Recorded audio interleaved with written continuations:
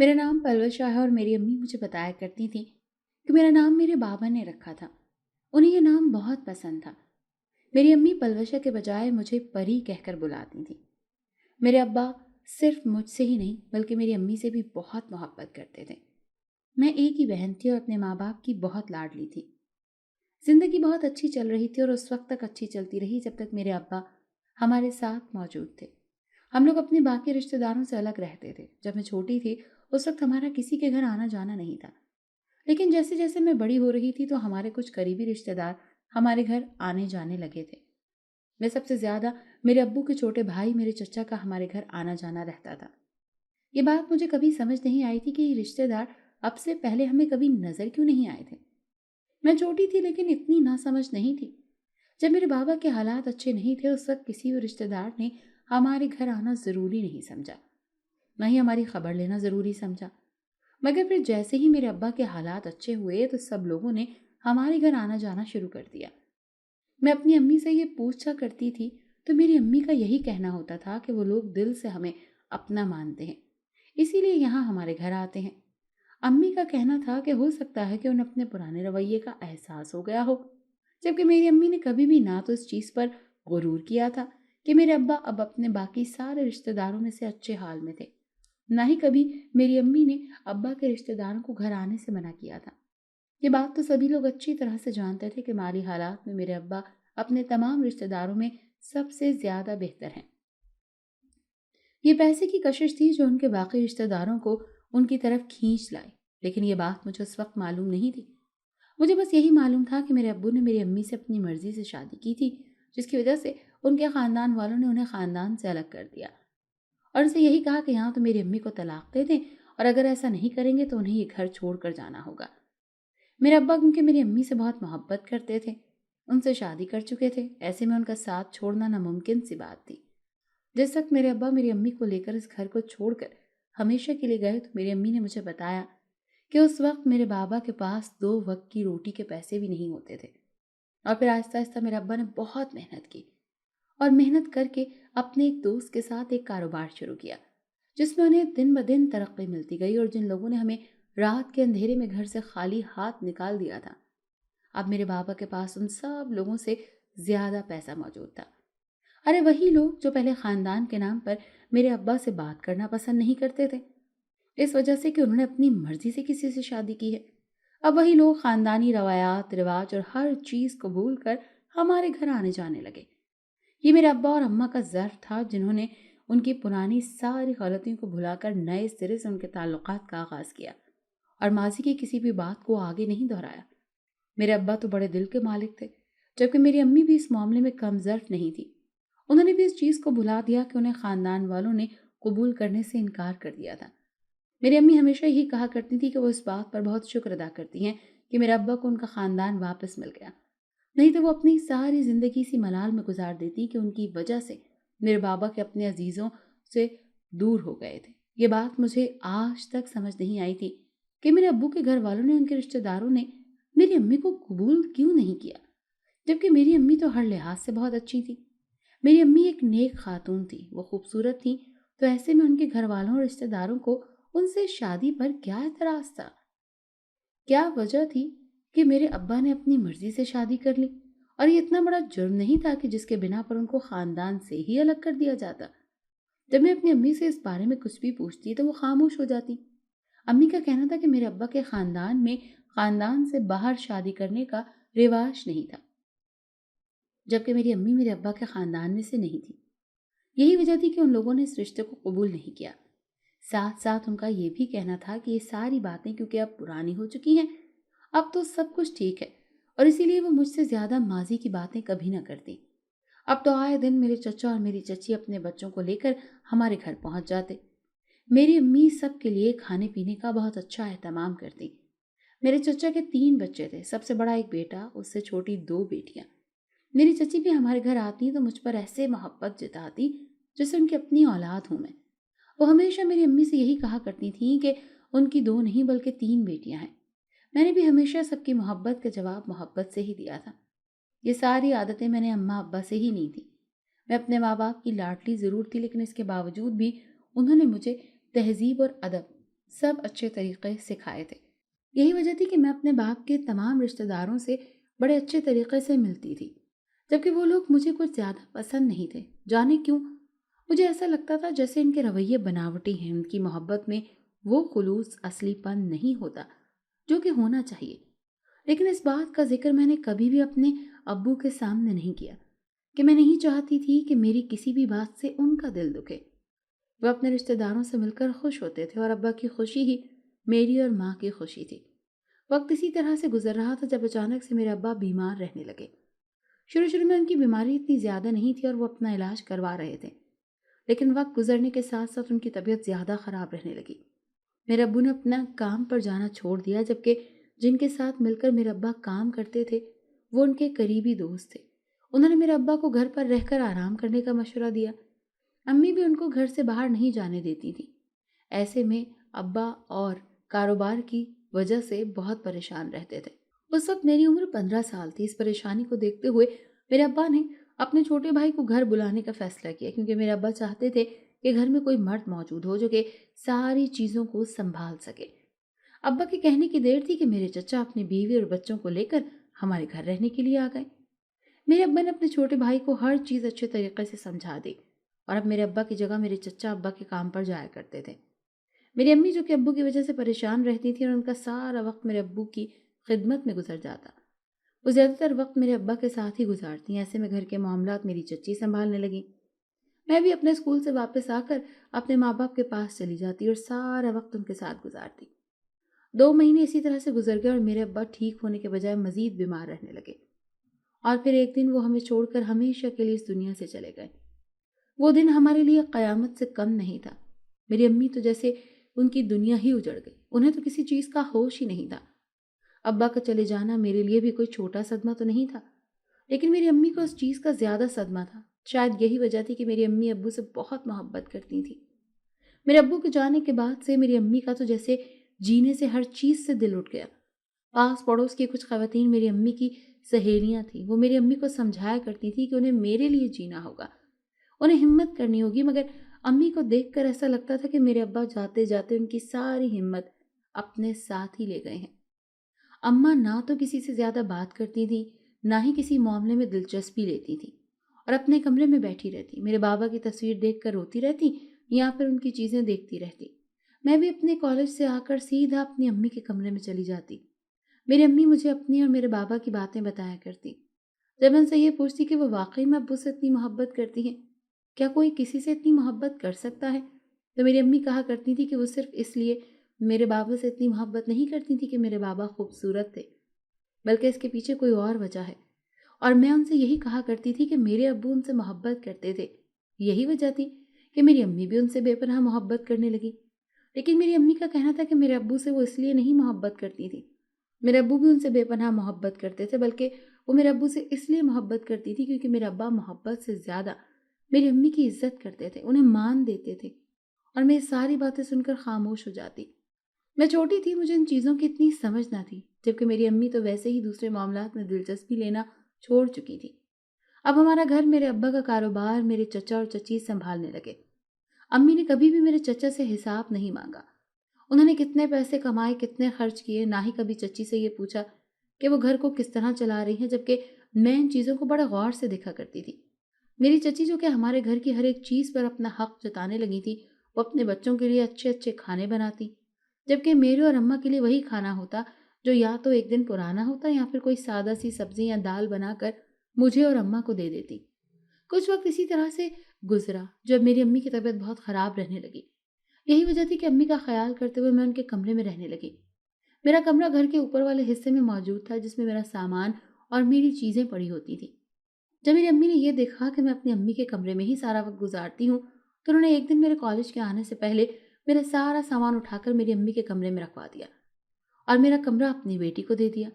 जब मैंने उनसे इस बारे में पूछा तो उनका कहना था कि मैं सारा वक्त अपनी अम्मी के कमरे में गुजारती हूँ, ऐसे में अलग से कमरे में अपने नाम ले रखा हुआ है। घर में और भी लोग मौजूद हैं जिन्हें रहने के लिए कमरे की ज़रूरत है। ऐसे में उन्होंने मेरा सामान उठाकर अम्मी के कमरे में रखवा दिया और अब इस कमरे में उनकी बेटी रहेगी। मुझे उनकी ये नाइंसाफ़ी निहायत बुरी लगी और मैंने अम्मी से इस बारे में बात की, तो अम्मी का कहना था कि जगह से कोई फ़र्क नहीं पड़ता, वैसे भी तो मैं अपनी अम्मी के साथ ही रहती हूँ। अम्मी का कहना था कि क्या मुझे उनके साथ रहने में कोई मसला है, जबकि मैं उनको ये समझाना चाहती थी कि मुझे मसला है ये बात नहीं है।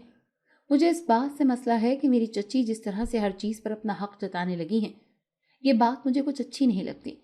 मेरी सारी बातें आकर अम्मी को बताया करती थी कि किस तरह से कोई चीज़ लेकर आते हैं और हमारे लिए कुछ भी नहीं होता। तो मेरी अम्मी खामोश हो जाती, मुझे यही कहती कि ऐसे मामलात में शिकवा नहीं, सब्र करते हैं, क्योंकि अल्लाह ताला सब्र करने वालों के साथ होता है। ये सुनकर मैं चुप हो जाती और पलट कर ना तो कभी मैंने जवाब दिया था और ना ही उनका हिसाब मांगा। अब तो ऐसा होने लगा कि मुझे अपने कॉलेज की फीस लेने के लिए पैसे भी ना मिलते। जब मैं चचा से इस बात का जिक्र करती तो वो यही कहते कि अभी उनके पास पैसे मौजूद नहीं हैं, जबकि मेरी चच्ची आए दिन बाजार का चक्कर लगाती और ढेरों चीज़ें खरीद कर लेकर आती। मैं अम्मा से यही बात कहती कि ये सब कुछ मेरे बाप का है और वो लोग हमें इसमें से कुछ भी नहीं दे रहे। तो मेरी अम्मी सुनकर चुप हो जाती। यहाँ तक कि मेरे कॉलेज की फीस भी मेरी अम्मी ने अपने हाथों से एक कंगन निकाल कर मुझे दी और उसे बेचकर मैंने अपने कॉलेज की फीस अदा की, जबकि मैंने अपनी अम्मी को बहुत मना किया। मैंने उनसे यही कहा था कि उनके कंगन के बजाय मैं अपनी अंगूठी बेच देती हूँ, जो मैं अपनी उंगली में काफ़ी सालों से देख रही थी। एक तरह से यूँ कहा जाए कि जब से मैंने होश संभाला था वो अंगूठी मेरी उंगली में मौजूद थी। मुझे नहीं मालूम था कि ये बड़े होने पर भी वैसे ही मेरी उंगली में पूरी क्यों आ रही थी, जबकि मेरी अम्मी ने मुझे इस बात से साफ मना कर दिया था। अम्मी का कहना था कि मैं कभी भी इस अंगूठी को उतारने की गलती ना करूं। उनका कहना था कि हालात कैसे भी हों, चाहे कुछ भी हो जाए, मुझे ना तो इस अंगूठी को अपनी उंगली में से उतारना है, ना ही इसे बेचना है और इस बारे में बिल्कुल नहीं सोचना। उनका कहना था कि मुझे ये अंगूठी हमेशा अपने पास संभाल कर रखनी है और किसी को भी नहीं देनी। जब मैंने अपनी अम्मी से इसकी वजह पूछी तो उनका कहना था कि वजह मुझे वक्त आने पर मालूम हो जाएगी। पहले तो मैं अपनी अम्मी से बहुत सवाल किया करती थी और जिद करके हर बात उनसे पूछ लेती थी, लेकिन अब जब से वो परेशान रहने लगी थी और अब्बा के जाने के बाद वो बीमार भी रहने लगी थी, तो मैंने उन्हें तंग करना छोड़ दिया था। जैसा मुझे कहा करती थी, मैं खामोशी से उनकी बात मान लिया करती थी। मेरी चच्ची की मनमानियां दिन ब दिन बढ़ती जा रही थी और जब मैं अपनी अम्मी से इन सारी चीज़ों का शिकवा किया करती थी, तो वो यही कहती थी कि उनके अंदर इतनी हिम्मत नहीं है कि वो मेरी चच्ची से किसी भी बात पर बहस कर सके। अम्मी का यही कहना था कि जो चीज़ इंसान के नसीब में होती है वो उसे मिलकर ही रहती है। कोई भी इंसान कितनी भी कोशिश कर ले, उससे छीन नहीं सकता। अम्मी का कहना होता था कि मेरी चच्ची कुछ भी कर ले मगर मेरी किस्मत मुझसे नहीं छीन सकेंगी। इस बात का मुझे इत्मीनान रखना चाहिए। मेरे अब्बा को इस दुनिया से गए हुए 2 साल गुजर गए थे और इन 2 सालों में मेरे चचा ने मेरे अब्बू के बिजनेस पर पूरी तरह से अपना कब्जा जमा लिया। वहाँ से जितना भी मुनाफा होता उन्होंने आज तक इसमें से 1 रुपया भी ना तो मुझ पर खर्च किया और ना ही मेरी अम्मी पर। वो सारे के सारे पैसे अपनी बीवी और बच्चों पर खर्च करते, जबकि मेरी चच्ची हमारे ही घर में रहते हुए उन्होंने हम दोनों माँ बेटी को एक कमरे तक महदूद कर दिया। बाकी पूरा घर फिर उनकी मर्जी से, उनके हिसाब से चलता और कोई भी उन्हें रोकने वाला या उनसे पूछने वाला नहीं था। चच्ची के रिश्तेदार हमारे घर आया करते जो कई कई दिन यहाँ पर रह कर जाते और इस दौरान मेरे चचा उन पर खूब मेरे अब्बा के बिजनेस से कमाया गया पैसा लुटाते। चची की दोनों बेटियां तो इस घर में आकर बदल ही गई थी। मेरे ही घर में रहते हुए मुझे ही कुछ नहीं समझती थी और मैं ये सब कुछ अपनी अम्मी की वजह से बर्दाश्त कर जाती, क्योंकि वो काफ़ी बीमार रहने लगी थी। मेरा कॉलेज ख़त्म हो गया था और अब आगे पढ़ाई का मेरा इरादा तो था, लेकिन अपनी अम्मी की वजह से मैंने पढ़ाई छोड़ने का फ़ैसला कर लिया। अब हालात ऐसे नहीं थे, वक्त बदल गया था और वक्त के साथ बहुत सारी चीज़ें बदल गई थी। मुझे अपनी अम्मी की फ़िक्र रहती थी और वैसे भी आगे पढ़ने के लिए ना तो मेरे पास फ़ीस के पैसे थे और ना ही बाकी ज़रूरियात को पूरा करने के लिए मेरे पास कुछ था। मैं अपनी अम्मी को परेशान नहीं करना चाहती थी, इसीलिए मैंने उनसे यही कह दिया कि मुझे आगे पढ़ाई नहीं करनी। अब मेरा पूरा दिन अम्मी के साथ गुजरता था। मेरी चच्ची मुझे घर के कामों में लगाए रखती। जैसे मैं कामों से फारिग होती तो अपनी माँ के पास पहुंच जाती। जिंदगी में बहुत सारी उलझनें चल रही थी, लेकिन इन सारी चीज़ों में जिस चीज़ ने मुझे सबसे ज़्यादा परेशान किया हुआ था वो वसीम था। वसीम मेरी चच्ची का सबसे बड़ा बेटा, आते जाते उसकी नज़र मुझ पर होती और ये बात मैं अच्छी तरह से महसूस कर सकती थी। 1-2 बार तो मैंने उसे साफ अल्फाज में कह दिया कि वो मेरे रास्ते में ना आया करे, लेकिन वो इंसान ऐसा था कि सिर्फ बातों पर उसको कोई असर ही नहीं होने वाला था। एक दिन इसी तरह रात के वक्त मेरी अम्मी की तबीयत काफ़ी ख़राब हो गई। जब मैं पानी लेने गई तो वसीम जो रात के इस वक्त बाहर से आवारा गर्दी करके घर वापस आ रहा था, मुझे देखते ही फौरन मेरी तरफ लपका। उसकी हालत देखकर मुझे अंदाज़ा हो गया था कि वो नशा करके आया है। जब अपने होशो हवास में होता था, میں تو تب اس سے بات کرنا پسند نہیں کرتی تھی، اب تو وہ جس حال میں گھر آیا تھا میں تو اسے دیکھنا بھی نہیں چاہتی تھی۔ میں اسے نظر انداز کر کے اپنے کام میں لگ گئی۔ وہ چلتا ہوا میرے پاس آیا، اس نے میرا ہاتھ پکڑ لیا۔ جب میں نے غصے سے اپنا ہاتھ چھڑانے کی کوشش کی تو اس نے میرے منہ پر ہاتھ رکھ لیا اور میرے چیخنے چلانے کی آواز بھی کسی کو سنائی نہ دی۔ اس گھٹیا انسان کی نیت میں اچھی طرح سے جانتی تھی، لیکن وہ اس قدر گر جائے گا اس بات کا مجھے اندازہ نہیں تھا۔ وہ اسی طرح سے گھسٹتا ہوا مجھے اپنے ساتھ لے کر جانے لگا، جب اس کا ایک ہاتھ میرے منہ پر ہی تھا، جس کی وجہ سے نہ تو میں چیخ سکتی تھی اور نہ ہی کسی کو آواز دے سکتی تھی۔ مجھے اس طرح اپنے ساتھ گھسٹتا ہوا سیڑھیوں تک لایا اور مجھے اوپر لے جانے لگا۔ لاکھ کوشش کے باوجود بھی نہ میں ہاتھ اس سے چھڑا پا رہی تھی اور نہ ہی اس کا ہاتھ اپنے منہ سے ہٹا سکی۔ اس وقت گھر میں نہ تو کوئی ملازم نظر آ رہا تھا، جبکہ باقی سب لوگ بھی اپنے اپنے کمروں میں سونے کے لیے جا چکے تھے۔ ایسے میں دعا کرنے کے علاوہ میں اور کچھ کر بھی نہیں سکتی تھی۔ وہ جیسے ہی مجھے اپنے ساتھ سیڑھیوں کے اوپر تک لے کر آئے، اس سے پہلے کہ وہ مجھے اپنے کمرے تک لے کر جاتا، اچانک سے میرا ہاتھ اس کے ہاتھ سے چھوٹ گیا اور میرے منہ پر سے بھی اس کا ہاتھ ہٹ گیا۔ جب میں نے دیکھا تو وہ سیڑھیوں سے گرتا چلا گیا۔ حیران میں اس بات پر ہو رہی تھی کہ اچانک وہ کیسے گر گیا، جبکہ میں تو مسلسل اسے اپنے سے دور کرنے کی کوشش کر رہی تھی، لیکن کر نہیں پا رہی تھی۔ پھر اچانک سے وہ کیسے گر گیا؟ ایک طرف میرے دل کو سکون بھی ملا کہ آج اس انسان کی گھٹیا ارادوں سے بچ گئی۔ شور اور اس کے چیخنے کی آواز سن کر سارے گھر والے اپنے کمرے سے باہر نکل آئے۔ جب میری چچی کی نظر اپنے بیٹے پر گئی تو بھاگتے ہوئے اس کے پاس گئی۔ اس کے سر پر چوٹ آئی تھی اور خون نکل رہا تھا۔ جب انہوں نے دیکھا کہ سیڑھیوں کے اوپر میں کھڑی ہوں تو وہ خون خوار نظروں سے مجھے گھورنے لگی۔ اپنے بیٹے کو بھول کر وہ میری طرف بڑھی اور انہوں نے مجھے مارنا شروع کر دیا۔ ان سے بدلہ لینے کے لیے میں نے ان کے بیٹے کو سیڑھیوں سے نیچے گرا دیا، جبکہ میرے چچا صورتحال کو دیکھتے انہوں نے میری چچی کو روکا اور اپنے بیٹے کو اسپتال لے کر گئے۔ میں ڈر کے مارے بھاگ کر اپنی اماں کے پاس کمرے میں آ گئی اور ان کو سب کچھ بتا دیا۔ جب میری ماں کا کہنا تھا کہ مجھے پریشان ہونے کی کوئی ضرورت نہیں، وہ میرے ساتھ ہیں، کسی کو مجھے کچھ نہیں کہنے دیں گی۔ وہ رات تو ایسے ہی گزر گئی۔ جب صبح چچا چچی وسیم کو گھر واپس لائے تو اس کے سر پر پٹی بندھی ہوئی تھی۔ اسے اس کے کمرے میں چھوڑ کر آئے۔ اس کے بعد ان کا رخ میری طرف تھا۔ جب چچی نے کمرے میں آ کر ہنگامہ مچا دیا، میرے مارنے کے لیے آگے بڑھی، جب اماں نے مجھے اپنے پیچھے چھپا لیا اور امی کا کہنا تھا کہ ان کی موجودگی میں کوئی بھی مجھے کچھ نہیں کہہ سکتا۔ امی نے ساری بات چچا چچی کے سامنے کہہ دی کہ کس طرح ان کا بیٹا نشہ کر کے گھر میں داخل ہوا اور میرا ہاتھ پکڑ کر مجھے زبردستی لے جا رہا تھا اور اپنے نشے کی حالت میں ہی ڈگمگا کر نیچے گر پڑا۔ اس میں میرا کوئی قصور نہیں تھا۔ یہ بات سننی تھی کہ میری چچی کو غصہ آ گیا اور انہوں نے مجھے سنانا شروع کیا۔ ان کا کہنا تھا کہ میں ان کے بیٹے پر الزام لگا رہی ہوں، ان کا بیٹا ہرگز بھی ایسا نہیں ہے۔ انہوں نے ایک ایسی بات کہی کہ جسے سن کر میں حیرت میں ڈوب گئی۔ میری چچی کا کہنا تھا کہ جس انسان کا اپنا کوئی کردار نہ ہو وہ کسی پر کیسے انگلی اٹھا سکتا ہے۔ چچی کا کہنا تھا کہ ان کے بیٹے کا کردار میری ماں بیٹی کیسے اچھا کہیں گی، کم از کم وہ خاندانی تو ہے، اس کی رگوں میں دوڑنے والا خون خاندانی ہے، میری طرح بازاری نہیں۔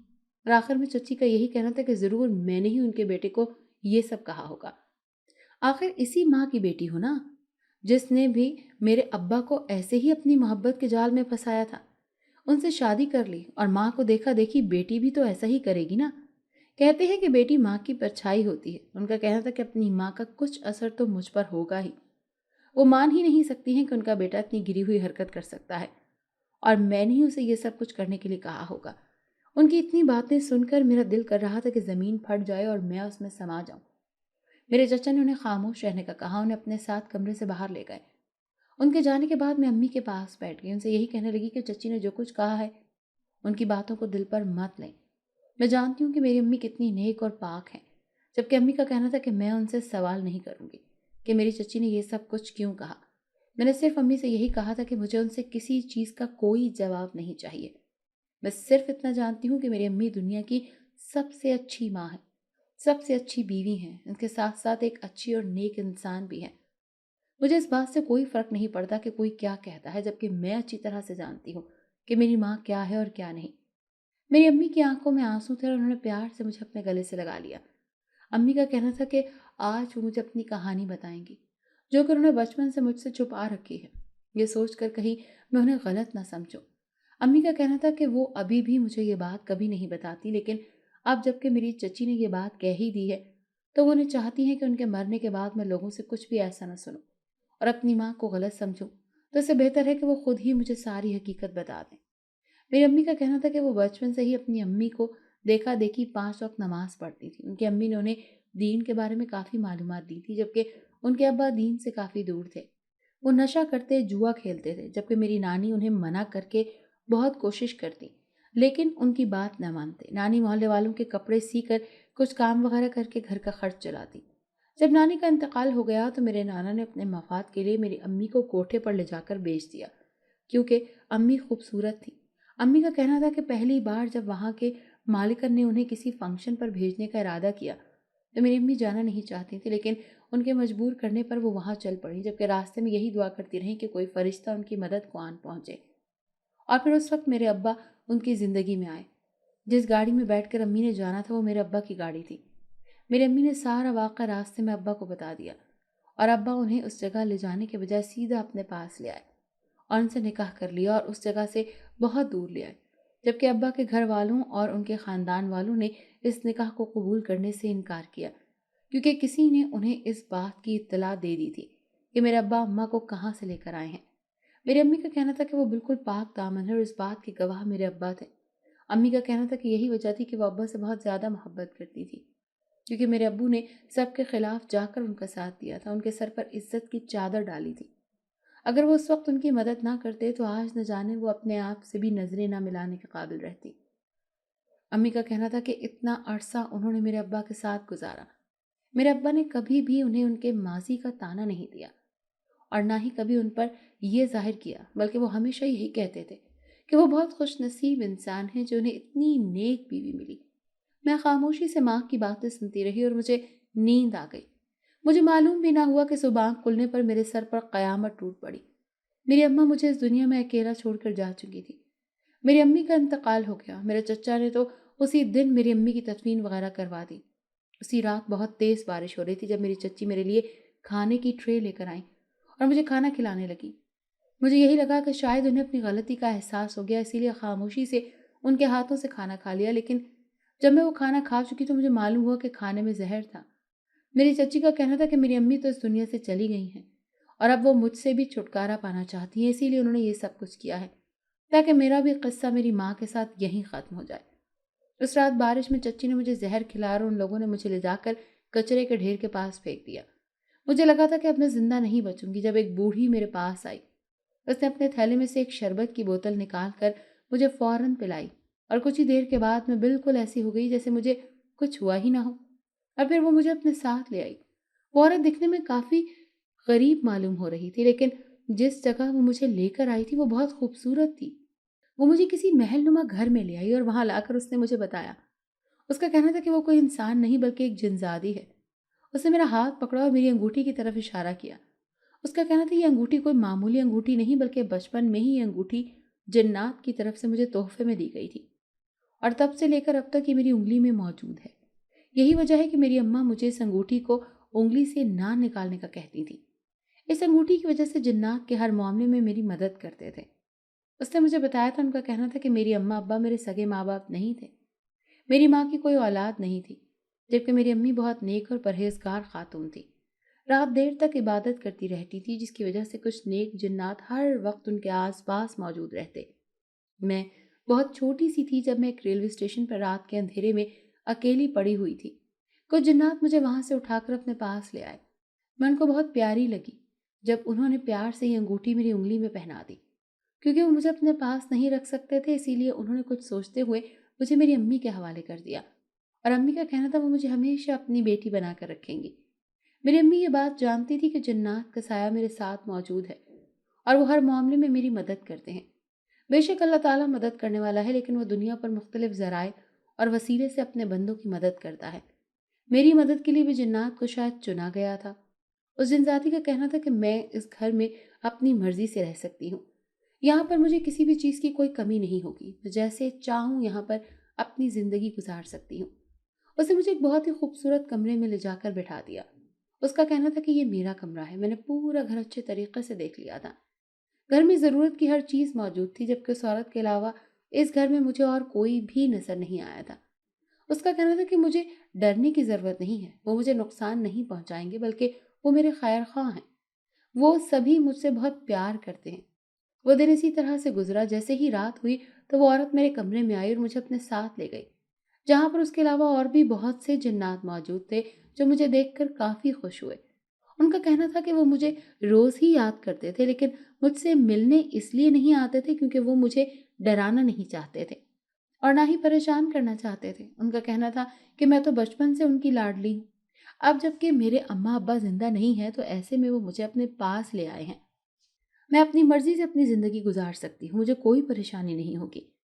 وقت اسی طرح سے گزر رہا تھا اور گزرتے وقت کے ساتھ مجھے بھی اس جگہ پر رہنے کی عادت ہو گئی۔ میں سب جنات کے ساتھ بہت گھل مل گئی تھی، جیسے وہ میرے بہت ہی اپنے قریبی ہوں، میری ہر فرمائش پوری کرتے۔ یہاں رہتے ہوئے کبھی بھی مجھے ڈر محسوس نہیں ہوا۔ وجہ یہی تھی کہ ان کا محبت بھرا رویہ میرے ساتھ جو کچھ بھی ہوا تھا میں نے وہ سب کچھ انہیں بتا دیا۔ ان کا کہنا تھا کہ وہ میرے بتانے سے پہلے ہی سب کو اچھی طرح سے جانتے ہیں۔ ساتھ ساتھ ان کا یہ بھی کہنا تھا کہ جو انسان کسی کے ساتھ برا کرتا ہے اس کے ساتھ کبھی بھی اچھا ہو ہی نہیں سکتا، تو اسے اپنی برائی کی قیمت ادا تو ضرور کرنی پڑتی ہے۔ ایک دن اسی طرح سے مجھے اپنے چچا چچی کے حالات کے بارے میں علم ہوا۔ وسیم نے اپنی یونیورسٹی میں کسی لڑکی کے ساتھ بدتمیزی کرنے کی کوشش کی۔ اس کا تعلق کسی بڑے خاندان سے تھا، اس کے والد کی کافی جان پہچان تھی۔ یہی وجہ تھی کہ انہوں نے وسیم کو جیل کے اندر کروا دیا اور ابھی تک وہ جیل کے اندر ہی تھا۔ میری چچی ان کے گھر جا کر بہت منت سماجت کر چکی ہیں۔ جب ان کا یہ کہنا تھا کہ منت سماجت کرنے سے بہتر ہے وہ اپنے بیٹے کی اچھی طرح سے تربیت کرتی۔ میری چچی بے عزت ہو کر گھر آ گئی، جبکہ وسیم کو جیل سے باہر نکلوانا آسان کام نہیں تھا، کیونکہ جنہوں نے اسے جیل کے اندر ڈلوایا تھا وہ کوئی معمولی لوگ نہیں تھے اور سب سے زیادہ انہی کی بات چلتی تھی۔ میری چچی نے اپنی بڑی بیٹی کی شادی کی تو اس کے سسرال والوں نے اس بات کو سنتے ہی اسے گھر بھیج دیا کہ ان کا بیٹا اچھے کردار کا مالک نہیں ہے۔ میرے چچا نے جو میرے ابا کے کاروبار پر قبضہ جما لیا تھا، ان کے غلط فیصلوں کی وجہ سے آئے دن انہیں کاروبار میں نقصان ہو رہا تھا اور اب ان کے حالات ایسے ہو گئے تھے کہ وہ ہمارا گھر چھوڑ کر اپنے پرانے گھر آ گئے، کیونکہ اس بڑے سے گھر میں رہنے کے لیے ان کے پاس پیسے نہیں تھے۔ اس بڑے گھر کی بڑی ضروریات تھیں اور بڑے خرچے تھے جو کہ میرے چچا اب اٹھا نہیں سکتے تھے، اسی لیے اپنی بیوی بچوں کو لے کر اپنے پرانے گھر میں واپس آ گئے۔ ان کے حالات یہ تھے کہ میرے چچا کو قرض کی ضرورت تھی اور کوئی ان کو قرض دینے کے لیے تیار نہیں تھا۔ وہ رشتہ دار جن کو وہ اپنے گھر بلا کر ان کی دعوتیں کیا کرتے تھے، پیسے کی شو دکھایا کرتے تھے، وہی رشتہ دار جب ان پر زوال آیا تو پیچھے ہو کر بیٹھ گئے۔ ان لوگوں نے تو صاف کہہ دیا کہ میرے چچا اپنے بھائی کے نہ بنے۔ بھائی کے مرنے کے بعد ان کی ہر چیز پر قبضہ جما لیا اور ان کی بیٹی اور بیوی کو کس طرح سے بے دردی سے ہر چیز سے الگ کر دیا۔ جو انسان اپنے رشتوں کا نہ بن سکا وہ کسی اور کا کیا بنے گا؟ یہی وجہ تھی کہ سب لوگوں نے ان سے کنارہ کر لیا، نہ تو کوئی پیسے دینے کو تیار تھا، نہ ہی کوئی ان سے ملنے ملانے کے لیے تیار تھا۔ میری چچی اور چچا نے جب مجھے زہر دے کر اپنے گھر سے باہر نکال کر پھینک دیا تو باقی سارے رشتہ داروں میں انہوں نے یہ اطلاع کر دی کہ میں کسی لڑکے سے باتیں کرتی تھی، اپنی ماں کے مرنے کا انتظار کر رہی تھی۔ جیسی ہی ماں مری میں اس لڑکے کے ساتھ گھر سے بھاگ گئی اور جاتے ہوئے چچی کا بہت سارا زیور بھی اپنے ساتھ لے گئی، جبکہ یہ بات تو سراسر غلط تھی اور پھر ہر چیز کا مکافات عمل تو ہوتا ہی ہے۔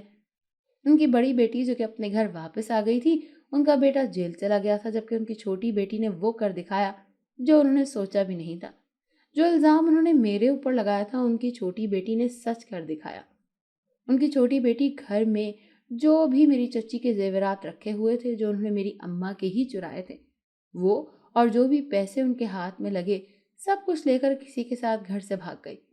میری چچی کا کہنا تھا کہ انہوں نے تو وہ زیور برے وقت کے لیے بچا کر رکھے تھے اور جاتے ہوئے ان کی بیٹی وہ بھی لے گئی۔ اگر وہ زیور ان کے پاس ہوتا تو شاید ان کے حالات اتنے برے نہ ہوتے جتنے ہو گئے تھے۔ وہ اپنی بیٹی کو بددعائیں دینے کے علاوہ اور کچھ نہیں کر سکتی تھی۔ اور لوگوں کا یہی کہنا تھا کہ برے کام کا برا انجام ہوتا ہے۔ انہوں نے کسی کی بیٹی پر الزام لگایا تھا۔ ان کے ساتھ یہ سب کچھ ہوا۔ میری چچی کو اپنی غلطیوں کا احساس ہو گیا، شاید ابھی بھی نہیں تھا، جبکہ میرے چچا بھی میری چچی کو ہی قصوروار سمجھتے تھے۔ ان کا کہنا تھا کہ اسی کی باتوں میں آ کر انہوں نے اپنے بھائی کی بیوی کے ساتھ یہ سلوک کیا اور اپنی بھتیجی کے ساتھ بھی وہ کیا جو نہیں کرنا چاہیے تھا۔ جانے کیوں ہم لوگ اپنی غلطیوں کا احساس اس وقت کرتے ہیں جب وقت ہمارے ہاتھ سے نکل جاتا ہے۔ اگر وقت رہتے ہی ہم اپنے اعمال کا جائزہ لیں اور اپنی غلطیوں کو ٹھیک کر لیں تو ہو سکتا ہے کہ ہمارے اوپر برا وقت آئے ہی نہ۔ یہ ساری باتیں جاننے کے بعد میں نے ایک بار وہاں جانے کا ارادہ کیا، کیونکہ میں سب کو یہ بتانا چاہتی تھی کہ میں ایک شریف ماں کی شریف بیٹی ہوں۔ میں گھر سے بھاگ کر نہیں جا سکتی، مجھے اپنی صفائی پیش کرنی تھی، مجھے صرف اپنی ماں کی تربیت، اپنے باپ کا غرور قائم رکھنا تھا۔ इसी लिए कुछ सोचते हुए मैंने अपने चचा के घर जाने का इरादा किया। वहां जाकर मैंने सब लोगों को सच बता दिया कि किस तरह से इन लोगों ने मुझे घर से निकाल कर बाहर फेंक दिया, जबकि मैं अपनी मर्जी से कहीं नहीं गई थी। और साथ साथ मैं उनको ये बताना चाहती थी कि मेरी माँ एक नेक खातून थी।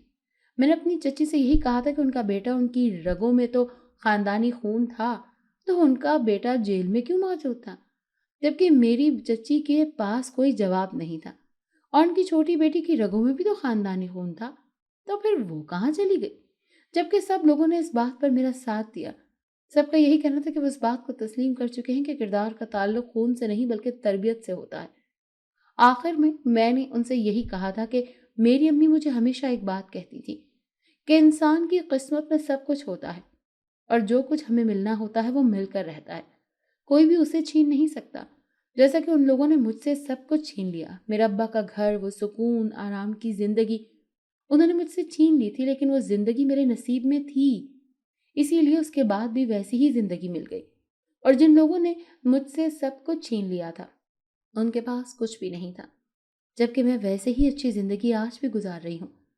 मेरे चचा ने मुझसे अपनी गलती की माफ़ी मांगी। उनका कहना था जैसे ही कुछ हालात अच्छे होंगे तो वो मुझे मेरा सब कुछ वापस दे देंगे।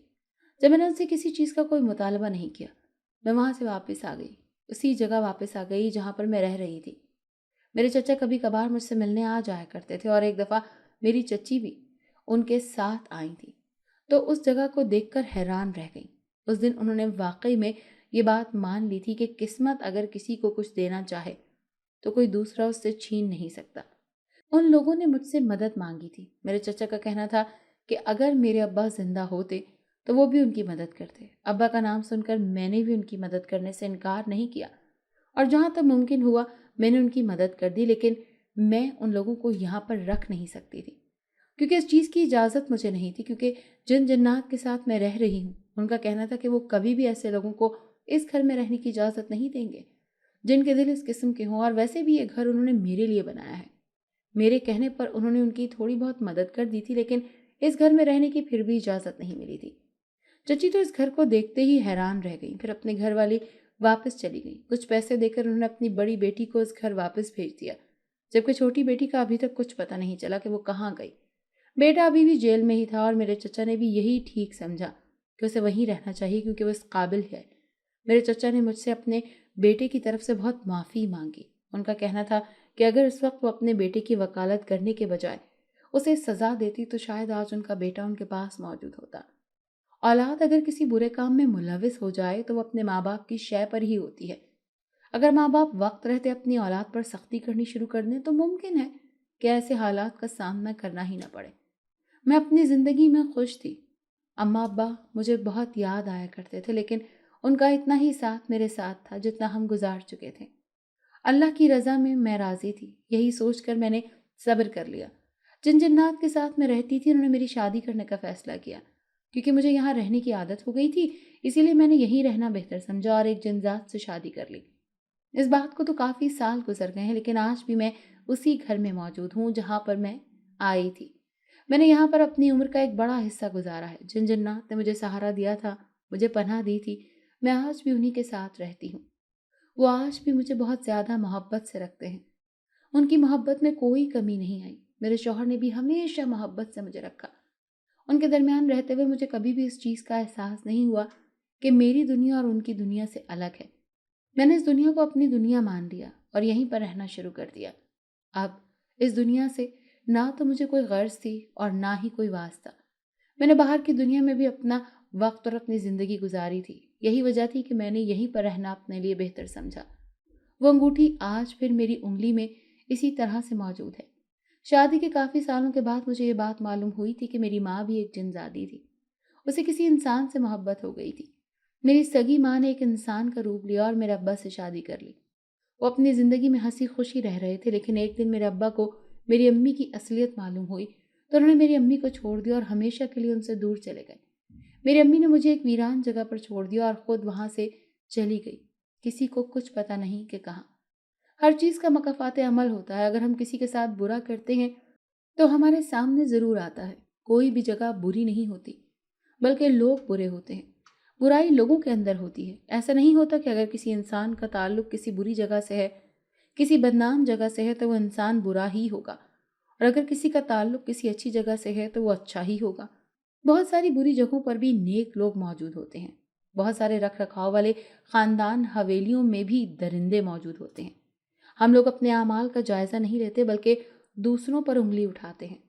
अगर एक इंसान अपने माजी में कुछ बुरा कर चुका है तो उस पर बुराई का टाइटल लगा देते हैं, और फिर चाहे वो इंसान अपने गुनाहों की तौबा ही क्यों ना कर चुका हो, हम उसे उसके गुनाह भूलने नहीं देते। एक मुसलमान होने की हैसियत से हमें चाहे अगर कोई इंसान बुराई छोड़कर अच्छाई की तरफ आए तो आगे बढ़कर उसका साथ दें, ना कि उस चीज के ताने दें।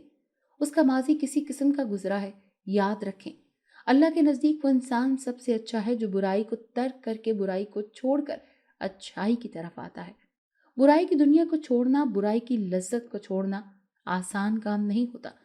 और जो इंसान अपने अल्लाह की रजा के लिए अपने आप से लड़ता है और बुराई को छोड़कर अच्छाई को अपना लेता है, तो वो अल्लाह ताला का सबसे महबूब बंदा बन जाता है।